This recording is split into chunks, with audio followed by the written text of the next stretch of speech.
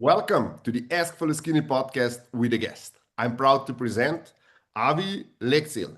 Avi, welcome to the show. Please tell us more about yourself. What is your story? Hi, Peter. It's a pleasure to be here. I'm an executive consultant. I've been working for about 15 years in global organizations, and about 6, 7 years ago, I decided to launch my private practice. And since then, I've been serving more than 120 executives, mainly executives that are dealing with some sort of chaotic transition, especially when they hit a specific peak in their life and they want to rethink about how they manage, how they manage their career, how they manage their work. And that's what I do most of my time. And I'm also researching how executives develop in chaotic environments through my PhD, which blends really good with the main challenges that most executives meet when they get to a certain age, right? To be navigating chaotic environments in their life and in their career.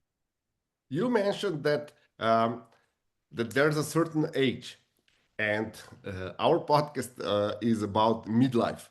Would you agree that the midlife is somehow, uh, let's say, a milestone in the life of most executives, and that they start thinking of their job and of their life differently?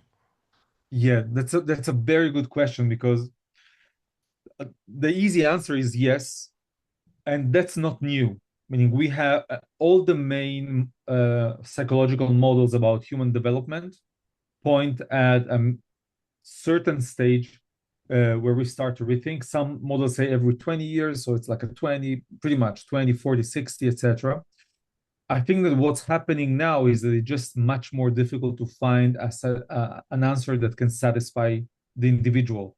20 years ago, a person in their 40s would think, okay, I'm tired, I'm bored, um, something might happen in their life that leads them to a change, a health issue, a divorce, or whatever, and they want to search for something else, and they will just find an interesting path to go on for the rest of their lives. Today, it's much more difficult to just commit to a new path for the rest of your life. So when you get to that midlife crisis, if you want to call it like that, um, most people, especially when it comes to careers, um, they are scared of saying, "This is what I'm doing now," because they know that it's not going to be for the rest of their lives. It's going to be for maybe 10 years, most cases for 5 or 6 years, if it goes well. So yeah, totally agree. Yeah, I have a question. In these days and age, we are so, I would say, pushed toward specialization. Yeah, And people have that have multiple skills, they don't know how to position themselves because everyone is pushing them into one, they call it niche, or one thing that they want to do. They need to have certain certificates, they need to have certain education, and everything is specialized. So nobody is hiring people with diverse knowledge and with a lot of different experiences. And I believe that is also part of the reason why people are afraid of changing careers, because they understand that where they are now, they're specialized, they have invested so much time and effort in that, yeah. they have proven results in that area, and now they need to start from zero or with one certificate on another task. What's your take on that? Yeah, yeah. So first of all, there is a sort of an objective problem. When someone hits the age of 40, of course, it's not on their birthday, right? But Mhm. around that age, around those years, it becomes much more difficult to specialize again. Not only because that you need to, make money, sustain a family, or whatever it is, just because our mind is made to crystallize at that point. So Mhm. the all the knowledge, expertise, experience slowly becomes who you are from a psychological perspective, from a practical professional perspective. You just know how to play with what you know and what you know how to do, and it becomes much more difficult to reach that malleability that we had when we were 20, 25, 30. So it just becomes more difficult. And I think that that's one of the reasons, even if most people don't know how to articulate it, it's just more difficult.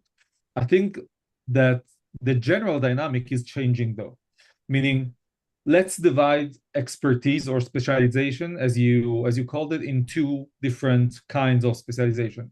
Mhm. On one side, we have a um, formal, static, almost technical kind of specialization. Think about the person who knows how to code in Python, or the doctor that is specialized in a very specific disease and knows how to diagnose it well and how to treat it, not necessarily to how to make surgery. We'll see in a moment why. So they have a technical knowledge. They're very good at those things. They're very different from other people who have adaptive expertise. Adaptive expertise basically means I know a lot about something. Doesn't matter what problem you throw at me, even if it's a brand new problem, I can play with what I know to find a creative solution. So now think about a doctor that is specialized in a specific field. I don't know, cardiovascular diseases, pretty broad.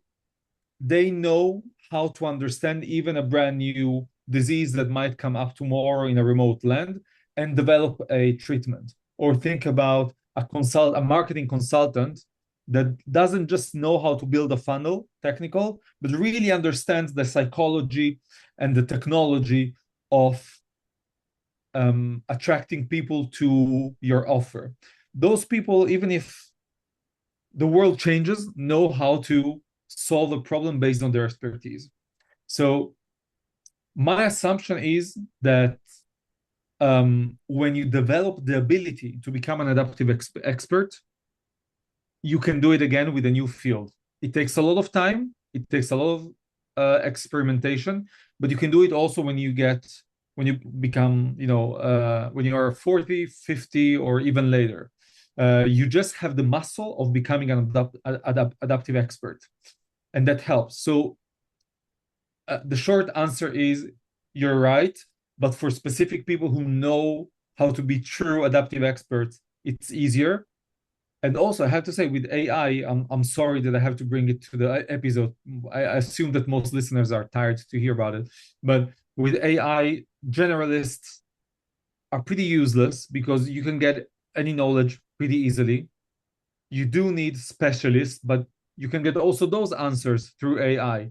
So the only specialists that actually have value are those specialists that can play with knowledge in a creative way and give you concrete answers.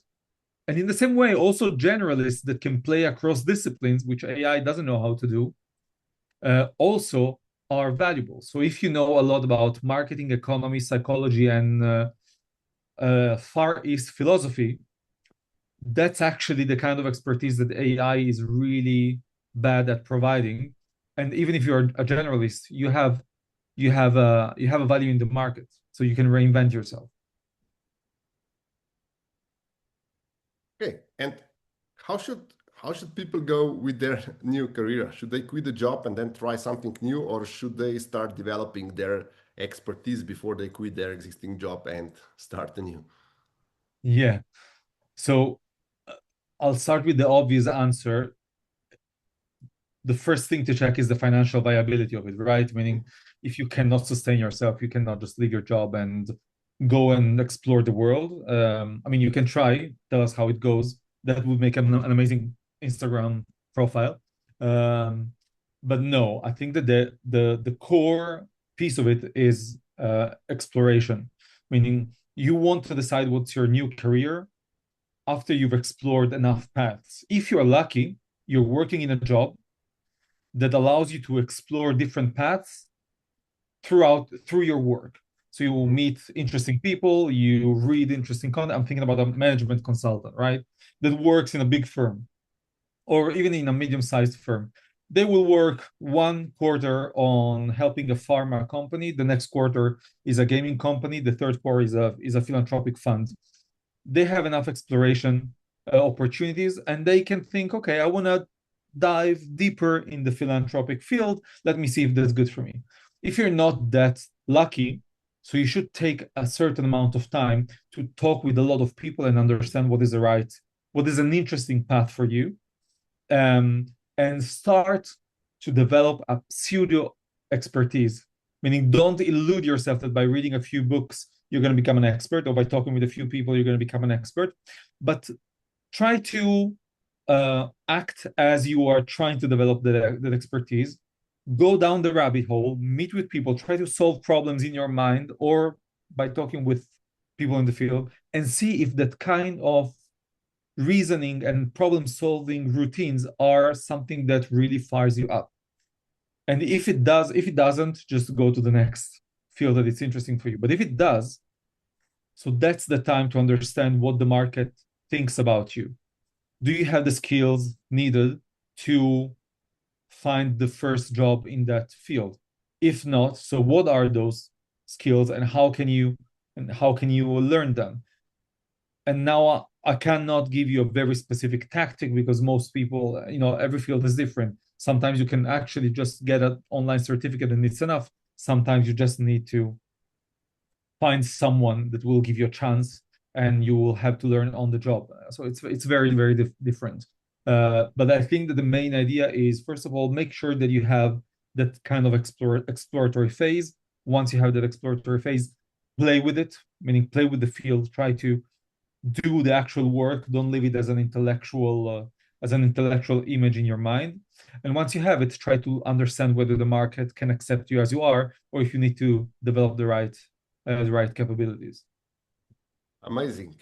I really like how you put it and how you have down to earth uh, point of view where many modern gurus say you can be whatever you want and you can start anew whenever. But I believe that reality is more in your direction, as you have explained. Some fields are possible to enter without prior knowledge, most of them not. Yeah, And we have this, let's call it neuroplasticity problem or challenge. yeah. And a lot of people is not adaptable enough to start something new. So it's important to understand ourselves and to understand that our environment is not just fairy tale and roses, and it's a tough world out there. So you have to prepare yourself. You have to train Uh, before you go to the sports events or a match. yeah, 100%. Also, you can think about it like that. If the field that you're interested in is so easy to access that you can just learn a little bit and enter, that means that there is an AI agent that can do the work for you, unless it's physical, right? Unless you have to Mhm. drive or to work in a factory. So that means that you have no added value to that field. Okay. And even if you learn a little bit, there's no reason for you to join. There are enough people. So, so that means that most fields require significant efforts, which is realistic, but it just needs to be considered as part of the process. Thank you, Avi. Let's conclude with number one advice. What would be your number one advice for our listeners and viewers? How to go about career change in their midlife? That's a very good question. Um, I think that the number one advice is not to um, get addicted to rumination. Many people start entertaining the idea of making a change, and they speak with a lot of people, which is a very good thing to do. They start reflecting and journaling, etc., which is also a very good thing to do. They start a lot of learning and take a lot of courses, which is also a good thing to do, but then they just get stuck in that loop. And that's ruminating. That's a lot of reflection, a lot of thinking without actually pursuing any path. So I would be really, really careful with that. So the number one advice probably is uh, make sure to have a check-in with yourself at least once every couple of weeks and Mhm. understand and just ask yourself the question, did you actually make progress or were you ruminating? If you made progress, good for you, keep going. If you are ruminating, meaning you are in the same place you were 2 weeks ago, so you're just going at the change in the wrong way and eventually going to get stuck. And that's very dangerous from a lot of perspective, psychological, financial, and even social at some points. Amazing advice, Avi. Where can our listeners and viewers get in touch with you? What's the best point to connect? Sure. So first of all, you can visit my website, avyleg.com, Avi with a Y. You can also visit my Substack profile and my newsletter, Masters of Babel, or just, check in my LinkedIn profile. I'm always happy to have a chat with anyone. So if you want to just talk through some of the things that we discussed together with Peter today, just reach out. We're going to find some time. Avi, thank you for all these amazing insights and thank you for being my guest tonight. Thank you, Peter. I really appreciate it.